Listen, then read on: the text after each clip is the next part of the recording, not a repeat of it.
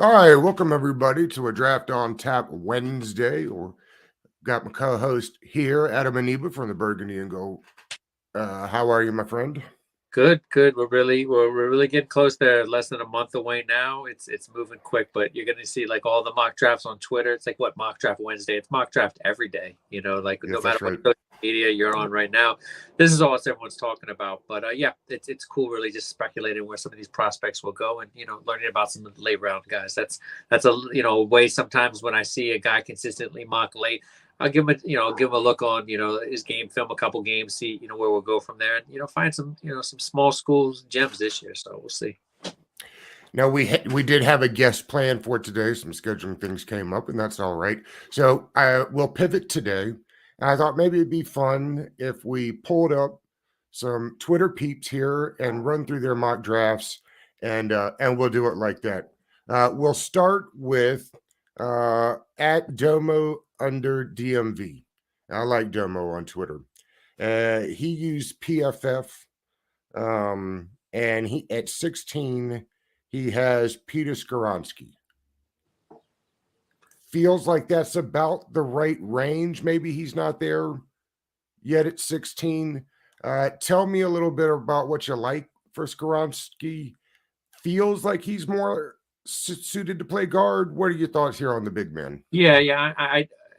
I think he can play right tackle. So it's not that I don't think he can play the edges at Okay. all. I just think he's not an NFL left tackle. You can preach the shorter arms compared to the other prospects, as much as you want.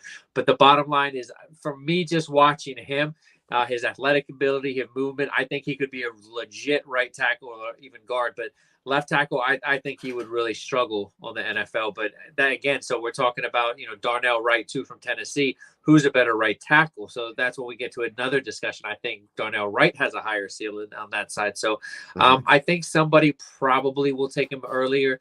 But I don't know. I don't like him in the top 20. But again, because if you're going non-left tackle, if you're going interior right side, I don't know. I'd be surprised if I see any of them really go in the top 20. Really. Yeah, I think the left tackles that I'd personally be interested will be gone by then. I agree with you. It was interesting. Jim Nagy, the director of the Senior Bowl, tweeted out earlier today. I don't know if you saw it, but basically it was like nobody has improved their stock Right. more than Darnell Wright since the Senior Bowl, and he's no pun intended. He's right because I was thinking that Darnell Wright was like maybe in the low 30s, upper 40s maybe. And I think you got to take him at 16 now. And I think that's because the league knows you can put him in at right tackle probably from day one and be real excited about it. Yeah, and I mentioned when I wrote about him, I had him in that second round fringe range, but again, I still think he's going to move up. I agree, but I have him as a ceiling. That's why I had Washington as a good fit too, because I could see him playing right tackle year one. Honestly, he'll take his bumps, but I definitely think that if he could replace Leno in the future, I do see some left tackle traits that I like a lot more than a lot of right side guys in this draft. But again, yeah, you're right. Like it's about need and positional value. So even though he's more in that 30 something 40 range, I think a team probably will take him, in that top 20 range. So Washington, that wouldn't be a bad pick at all. Well, and you mentioned left tackle, and it's interesting about the league, right? Because it used to be such a focus on left tackle because the defense would have its premier pass rusher there. But with teams much like Washington that have good to great pass rushers on each side, the right tackle position is coming more and more important as particularly say you've only got one good tackle, you're seeing a lot of defensive coordinators say, well, that's fine. I'll just move our edge rusher to the lesser of your tackles. So drafting right tackle as a premier position, I think will become more and more important the faster and faster defenses get, right? Yeah.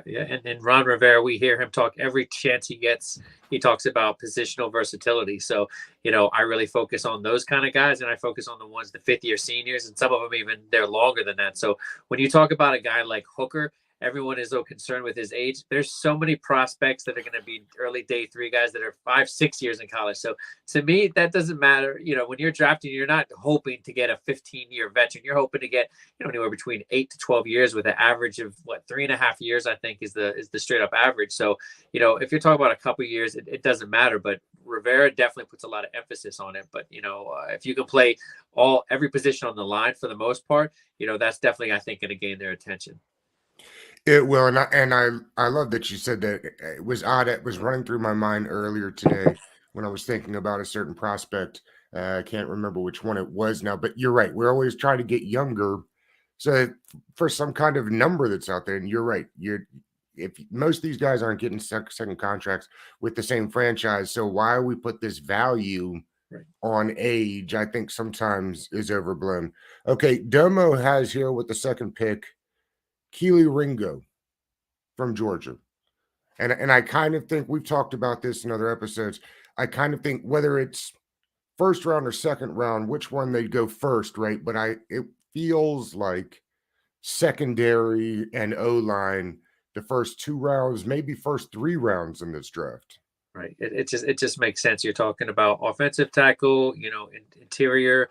And again, we're talking about interior, I put out an article about Michael Schmitz, the Minnesota center, and everyone caught up that, yeah, I got a lot of hate from even, Rouillet's following and even, a relative of his. But all I said was durability has been an issue at that spot, and 2 straight years equals durability issues. And I said, looking towards the future, he's not going to get cut.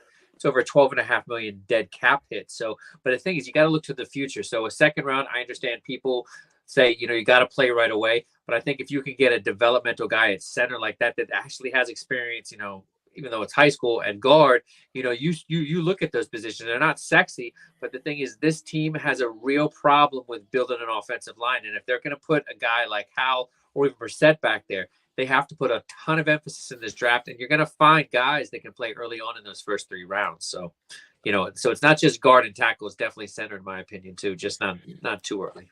And to your point, in Domo's draft here, he has them with pick 118 taking the center from Michigan. Oh yeah, Oluwatimi, I think is how you say that. I Yeah. hope I didn't butcher his name. The pick before, he has Noah Sewell. Yes. What I have heard mixed opinions on him. He's more in that throwback Ray Lewis mold as a thumper, right? Comparing him to Ray Lewis, I'm not suggesting that he's going to become Ray Lewis, but in a day and age where we want linebackers that fly from sideline to sideline, not exactly who Sewell is, right? Right. Like I actually wrote about him. He's not a man-to-man guy, and that's the thing. You're right. Like a lot of teams want that Mike linebacker to be able to mirror tight ends, running backs, and I think that he could be serviceable there. But to me, I'm actually surprised. Like a lot of mocks I'm seeing slipped in the 4th. I have him in that that 3rd round range because he still has that deceiving speed, 4.64. That's nothing to snark at for a middle linebacker. He's just a big dude. He's like I believe 6'4". The last weigh-in was in the 260s, but he plays routinely in the 270s. So he's a big guy. He's like one of those classic, thumper, like you said, Samoans that are really going to lay the wood. But he's deceptive in coverage. He's just like he labors. His movements do look labored. It does not look fluid, and it's not going to impress teams. But to find a guy like that in the 4th round, that would be absolute steal because he's definitely not a jump in and start right away. But I think he can move around to all different linebacker from weak side all the way to strong side, wherever you need him. He's just not that hybrid mold that you'll see Washington, I think, is looking at. And that's why, like in that later round range, I like the pick, just not too early. But good bloodline, too. His brother's the tackle for the Detroit Lions. So really good athletes. I think that's what people are really getting caught up with his, the YouTube and, looking. He does look a little labored, but again, he's pretty fast. So, I think that a team might even, grab him a little earlier based on potential and need. But, there's some decent Mike linebacker prospects that are going to be found day 2, day 3. Round 5, pick 150. He has Keaton Mitchell. The halfback from East Carolina. Tell us a little bit about Keaton. Setting up perfectly for me. I'm actually just finished his tape last night, about to put out his scouting report. really deceptive and shifty. Really like what he did in the receiving game, just not a running back, but really small. That's the thing. And this is the classic changeup you're talking about. I was talking about they cut McKissick. This guy to me fits in perfectly because Ron Rivera again said at the owners meeting they will definitely be looking at a running back. Gibson can play that McKissick role, but they're still looking to develop a third running back from the draft. Mhm. But you know, a guy like McKinnon from Kansas City, that's someone to keep an eye on if he's still around. You know, pre-draft, probably more likely after draft. But I do see them going for a guy like Mitchell. Again, he's about 5'7" and change, 178 soaking wet, so he's not a small Very tiny. prospect. But I like what he does in tight quarters. He's just a breakaway guy. But what really made me latch onto his film is, although his limited return experience, 22, 23 plus yards per return. So that, you know, this is a guy that Washington fans they know how desperately they need a returner. And if you have a third running back, you know, he better play special teams. So I'm not looking at those, you know, grinder bell cow guys to be that third running back. That's Robinson. We're looking at that change up receiver. And this guy, I think as a receiver, he's probably has some of the best hands in the draft. So he'll be available in that 4th, 5th round range. I definitely see that's the sweet spot. You're going to see them take a running back. I'm convinced. I am too. Often. Yep. And it's Gibson's last year on his deal, right? And I couldn't imagine they'd give him, like, I can't imagine giving any we've had this conversation, any running back a second contract, much less Gibson after they just draft. And this is why you draft a running back every year, right? So that you don't have to worry about this in the future. Right, because he goes off this year. They're not going to be able to afford him. He's subpar. They'll move on. So I don't see any really scenario where they keep him unless, like you said, Eric Bieniemy. We'll see what the future is with him. It's all about relationships, and I just see Robinson's more the guy he'll ride with, and he'll look for the changeup. But again, like you said, I think that they'll be able to find that kind of guy in the draft, or like you said, you know, a guy like McKinnon or someone else will be available as well. Round 6, pick 193. Domo has Commanders taking edge Dylan Horton from TCU. I haven't watched much of him, but you know, he's a good rotational guy from what I've heard. You know, he's not going to be a guy that's going to threaten anybody to be, you know, the first unit. But yeah, decent guy in the back edge, because I think with the situations with Sweat and Young, they're going to have to address that position. Because again, I like Shaka Tony. I like some of the guys that they have. But, you know, just like you said, with running back, I think when you have an opportunity to draft edges, you do that every draft until you find guys that are solid enough to be starters. You know, James Smith-Williams, he's a guy I interviewed when he was a rookie, and I think he's ideal. So that's one spot.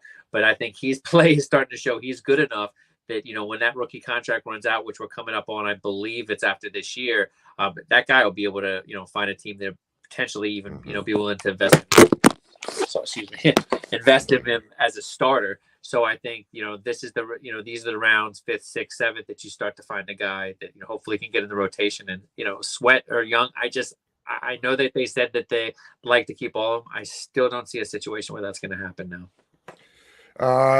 Round number 216, he takes 215 rather. He's got Dorian Thompson Robinson. And I think we both agree, no matter who it is, that in that 2nd, 6th round pick, somewhere in there, definitely drafting a quarterback again, right? Yeah. Like you have Brissett on the 1-year deal, and you know they're putting all their eggs in a basket with Howe, which I'm cool with. But you still have to look towards the future. You can't just hope, well, next year they'll do it. They have to get somebody to develop in it. It shouldn't be an undrafted guy. You know, maybe in addition to finding a late round guy, but Thompson, I think so many have just given up on him as a quarterback. A lot of people I see, they label him as a running back, as, you know, just a gadget player, which he is a gadget player, but he's not small. You're talking about, you know, he's 3 inches plus bigger than Bryce Young. You know, he can move, you know, not quite as good as Bryce Young, but he can get you a ton of yards scrambling. You know, this is an ideal guy that's used to, you know, option football that you can really, you know, develop, and, you know, might even get him in certain packages. So to me, this is an ideal guy to, you know, try to develop in the back end. All right, let's jump to a new one here. I'm just scrolling through here. While I'm looking here for the next one, I keep seeing a lot of national guys mocking Bijan Robinson to the Commanders at 16. This idea is oddly picking up traction, not just with the fan base. Yeah. Yeah, and the thing is, it's not that crazy. So people that shoot it down, they haven't been paying attention to Ron Rivera's history, because in Carolina he had a two-headed monster, and I'm blanking on the other kid's name from Oregon, but it was Jamal Williams and the kid from Oregon, and both were relatively high draft picks. So I don't think it's so far fetched that they will consider him in the first round. But like we were saying, like, what if they have a trade back into the 20s? They have someone in mind, and at 23, let's say, or 22, they trade with Seattle, and Robinson is sitting there. I don't think that that's something they definitely wouldn't do. We're hearing now from a lot of analysts that I respect that he's starting to get higher grades than Saquon Barkley, which he went 2 overall. So I'm surprised to see that. But the thing is, once you watch what he can do, yards after contact, even as a receiver for a prospect his size, I think that, it wouldn't be the craziest thing I ever saw. It just would be a little surprising for, considering what happened with Robinson. If the whole story didn't happen with Robinson, he didn't get shot, I think, yeah, it would be a 50-50, to be honest with you. But I think how everything went down, he became, a fan favorite, and he played like the way he did, Marshawn Lynch-esque, dragging piles, stuff like that. That really is what teams and coaches like Ron Rivera like to see. So it all has to do with, with that, selling tickets, building an identity. And I think if he really wanted to build an identity of a power run team, he wouldn't have hired Bieniemy, number one. And again, I think you'll see, Gibson. Hopefully, I hope we're going to see Gibson heavily involved, because he's a weapon that they just haven't had the right coaches to figure out how to use him. So, it would be the craziest thing, but I think it's probably, I put it less than 10% that they would do that. All right. Our buddy Kyle from the Burgundy Zone has his up. Now, he has used Pro Football Network's mock draft simulator. He did a trade back here, which I usually don't do these for mocks, but I know that we had talked on Twitter earlier with a couple of the Twitter peeps about a trade back.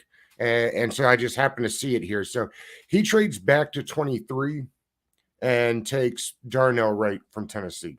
Yeah. Which feels like if you could pick up a couple picks and still get Darnell Wright, we won't spend a ton of time talking about him because we already did. But boy, I think that's really what you're looking for, right? Is to be able to do that again.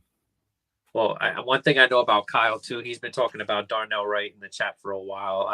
But again, I think during the season, a lot of players really stepped up at the tackle position, and I think he's a guy that his position versatility, I think, when people started doing the mocks and, starting to research maybe, what their backgrounds are, you saw that although he's at that second round range, he makes a lot of sense to go a lot earlier. So if you can trade back, get him and get extra picks, man, that can, because also, like you said, worst case scenario with him, he slides in and he's a dominant guard, because he has his footwork, his power, his mean streak. It translates to that too, but I think he can play right tackle. So you get. And for those that say, they just signed Wiley in no way, shape, or form should matter as to what they do in the draft. In fact, that's why you do that, right, in free agency, so that you can draft.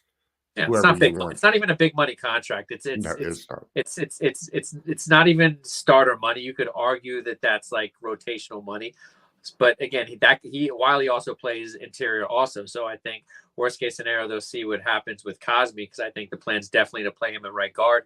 If that doesn't seem to work out, Wiley, I've talked to Kansas City Chief fans, and they say they don't understand why a team's not putting him at guard. That's when he looked awesome. Right tackle is where he had some struggles, but Eric Bieniemy obviously thought enough of him, so we'll see. That's right. Let's see. Pick 47. Kyle takes Jack Campbell, linebacker from Iowa. Tell us a little bit about Jack Campbell. I know people are high on him. Yeah, he's another guy that I scouted. 6'5", so he's that throwback. 6'5", I think he came in finally like a little under 240. His playing weight was around 245, a little higher. Although he's not going to go that one-on-one with your tight ends, he can get there. Right now, he still shows decent instincts in zone. I like how he drops. He's definitely fluid, not as fluid as you've seen some of these converted safeties into linebackers like we've seen. He's the definition of a throwback. But what I love about him is, you don't have to take him off the field. I think he's a day one Mike. He's going to struggle early on. But, you think back in the day, Dan Morgan from Carolina, there's some of those traits there. except this guy, I think he has a lot higher upside as far as his coverage instincts, his communication ability. I have him and Henley from Washington State as, my top two middle linebackers in this class. And I think both of them, what they have in common is they're able to communicate with the back end. But with Campbell, he takes really good angles. He needs to improve in that. But I think, with his type of size, you can definitely put him in the line if, you're just going to bring the house on certain downs, obvious run downs, all out blitzes.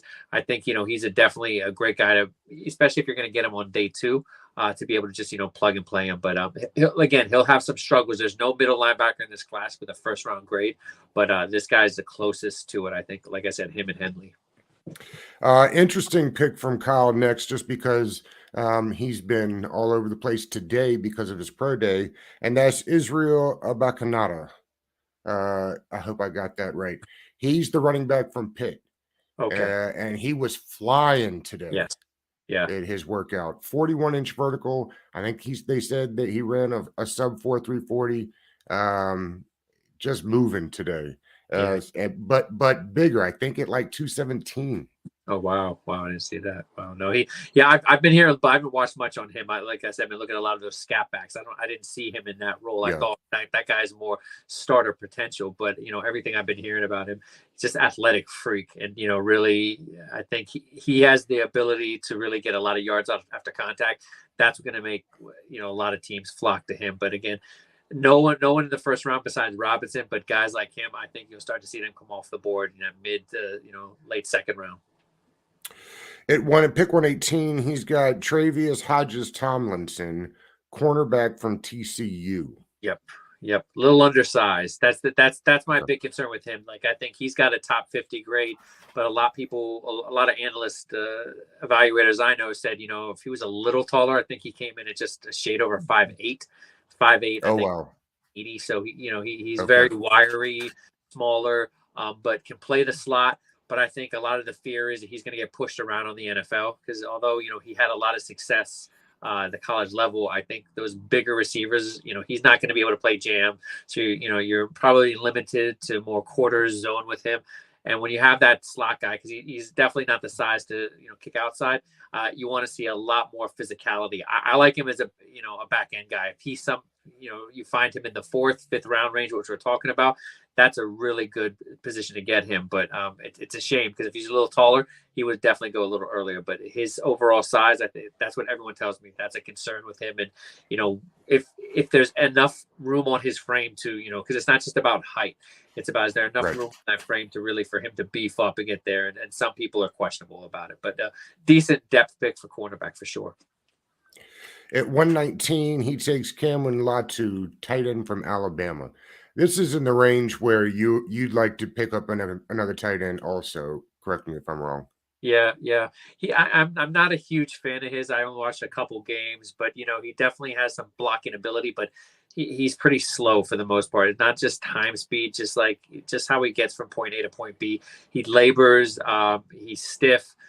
He's a guy, if you're looking for that third tight end, I think, that's an ideal range. But I think the way Washington is set up, if you're going to get any tight end, you want to get a tight end that's going to be more of a receiving option, because I think they have a couple of these guys that, with Cole Turner and Bates, I think those guys are more than serviceable as blockers. So I think you're looking for a more versatile guy. And, the Alabama kid, he's just not much to speak of. Like, I wouldn't be surprised, even though he's rated, the mid range for the tight end, if he even goes undrafted, because what teams are looking for, they're looking for more, explosive ability after the catch, and he just doesn't give you that. But again, for this part of the draft, it would be decent value. All right, let's switch over. We'll do one more of these. Andrew Oliveros on Twitter is using the PFN as well. At 16, he takes Joey Porter Jr. Yeah. And that's kind of what we've been talking about this. If it's not the last couple of mocks we went through, they did offensive tackle first. So I like this one just from the scenario of picking up the secondary. How a lot of people think that's one of the big priorities is getting and upgrading a quarterback position. Are you in that camp? I think you are. Definitely, for sure. Because, like I said, 2013, I've been saying this for every show I've been on. That's the last time they took a cornerback with Carlos Rogers. It's just far too long. Yeah. If you don't have a stud guy on the outside, you got to keep drafting in those first 2 rounds every year, in my opinion, to find him. Porter, I'm a little surprised. I listened to Bucky Brooks. He compared him to Josh Norman. I don't see it. I think, as far as, we haven't seen enough tape of his back pedal and him in transition, because he plays more physical. But I don't think it's a good comparison. I think that Porter has really long arms. He's always looking for the turnover. That's what I love about a young corner. I'm always looking. Are they just tackling, or are they always looking for that peanut punch, just like Josh Norman did? So that's where I see similarities. But that's where it ended for me, because his overall size, 6'2" and change, his length, I see nothing like Norman. So that, to me, is the most consistent name you're seeing for Washington 16, because Witherspoon from Illinois and Gonzalez, I think those guys are going to go off the board first. And it makes sense between, him and Banks, the kid from Maryland. They're going to be in that range. But I think if you can get him, he's not going to play the slot for you. So right now with Washington, I think, Fuller, hopefully he can slide into the slot. A lot of people think that he might not be good at that spot anymore. But I think that if you can get a guy like Porter, you draft him, put him on the outside, play Fuller inside, and hope that Benjamin St. Juste can stay healthy. But I think a weakness becomes a strength if you address that. And I don't think that they're going to draft. If they draft a tackle in the first round, I think it's unlikely they start right away. If we're talking about a left, Leno's not leaving this year, and the right Correct. side, I think it's Wiley till he loses it. So nobody in the first round would see right away, but a cornerback, I could see seeing the field pretty quickly. So to me, that's something to take in consideration. At pick 47, let's see, Drew Sanders, linebacker, Arkansas. Yes, yeah, he's another guy that I did a scouting report on. What I really like about him is his ability as a pass rusher. So you're really getting a 2-in-1 guy. You're not getting a guy that's top end Mike linebacker. You're not getting a top end pass rusher. Just on his he's got a bit of a slender build. It's about 6'5". I think he came in at 245. I think it was, but he, like I said, very lower. His lower base is a little lean, that you'd like to see. Like to see more of a trunk with these guys. But like I said, I like what he can do on the outside as a rusher. I like what he does in coverage. He has really good instincts. So if he's available, I think that's a guy that could probably have a chance to play for you right away. If not right away at Mike, he's a situational guy you bring in, especially on third downs. But again, I really liked what he did anytime they used him in stunts and blitzes. But as far as matching up one-on-one with tight ends, I think he can do it. I just think early on he will struggle. But I really like what I saw from him, especially in the SEC. At 97, he takes safety Christopher Smith II from Georgia. I don't know how familiar you are with this guy. I'm fairly familiar with him. Good. This guy is a leader. He's one of these guys that you want in the locker room, and he was more of their big nickel. So he would be like, he reminds me a lot of Cam Curl. Right. I think they're looking to add at least one more big nickel type guy in the draft. This would fit that role. That's about the right spot for him. Sure. Next, Andrew has the same tight end. We talked about him from Alabama. So we'll move on to the next one from him. At 150, he takes the guard from USC, Andrew Voorhees. Yes. He actually just got hurt. So man, that I think you would have seen him in the top 100. I think if you could find him this late, I think you make the investment. I haven't heard details about that. I just can't remember. I know it was a knee, I believe. So you're talking about out for this season. So this is a pick for the future. But if you can get what pick did you say? What number was that? That was down like at 150 in that range. It would have been like a sixth round pick. That's great. That's great value, because like I said, you take him, you just stash him. There's no threat of anybody. If you wanted to, you could probably even put him on your practice squad. But I think you just keep him on the roster. You put him on IR, and then in 2024, you let him compete. Really underrated. I really like what he does on the move. He really helped. We hear about how great the quarterback is at USC, but he really, he helped the run game tremendously. Anytime the pocket was collapsing, I always saw him, getting his nose, into the pile. So I think if you can get him late, that's a great guy. You don't ideally want to draft guys that just got hurt, but this late with it, to me, I had a early third round grade on him. If you can find him that late, yeah, that's great value there. The next pick he has is the kicker from Ohio State. I thought this was interesting because the Maryland kicker it was Yep. Maryland's pro day today, and he was banging them. Yep. And so I guess it's more of a philosophical question that I'm getting to here, and that's just like we know they don't have a problem drafting special teams. I mean, they drafted Cheeseman a couple years ago, and I don't think they're disappointed with what he's done. Do the Commanders need to, first of all, do they need to upgrade the kicker position? And second of all, do you mind teams drafting kickers? I don't mind it at all. I think this is a scenario where if you can pull off a trade back or two and acquire an extra late round, sixth, seventh round, to me, that's the two positions. I want to see a kicker and I want to see a quarterback. And you talk about the Maryland guy, I think they don't be surprised you see him go in the fifth round even, but a little earlier than that. I don't see, not that I've watched kickers heavily, but just from the buzz I've heard. But, the two you mentioned, I think that those guys, if you have an opportunity to get that, you do it, because Joey Sly, he's just another name on a long list of kickers that they've really had since Chip Lohmiller, because I just remember watching him, Mosley, all these guys. It's just been a long list since then. You really try to solidify it. And I think when these guys just go from team to team, you do see scenarios where they are revitalized, especially Washington kickers. We've seen with Gano and some of the others. But I think, why not? Why not get a late round guy and just keep him around? You've got him for at least 4 years, and we haven't seen a ton of success stories. But going back to when the Raiders took Janikowski early on, I don't think you're going to see that this year. But to find a decent kicker that could be hitting 59 yards plus in workouts, I think that's definitely worth a look. You know what? This is fun. We'll do more segments like this. So if you're watching and you want to do a mock draft, and Adam and I will run through it, tag us definitely with your mock drafts, and we'll start doing more of these on Wednesday. This was fun, and I will tag the guys that we did today, and maybe we'll try this again next week. This was kind of fun.